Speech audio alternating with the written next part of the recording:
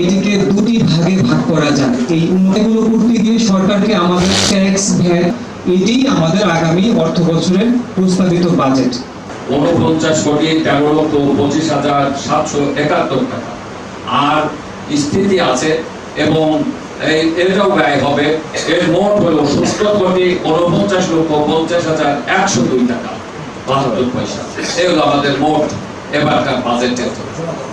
জেলা পরিষদের আয় এবং ব্যয়, আমাদের বিভিন্ন কর্মকাণ্ড, আমাদের বিভিন্ন উন্নয়নমূলক কর্মকাণ্ড, আমাদের বিভিন্ন প্রতিষ্ঠানকে সহায়তা, আমাদের বিভিন্ন সময়ে অসময়ে বিভিন্ন আত্মমানবতার সেবায় কাজ করার যে আমাদের চেষ্টা, 72 পয়সা।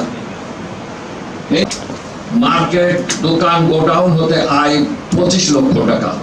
ইটপান্ন জেলা পরিষদের কার্যালয়, অন্যান্য স্থাপনা সময়ের সীমানা প্রাচীর ও ফটক ব্যয়, নিজস্ব প্রতিষ্ঠান পরিচালনার ব্যয় 2 লক্ষ টাকা। 50,102 টাকা 72 পয়সা।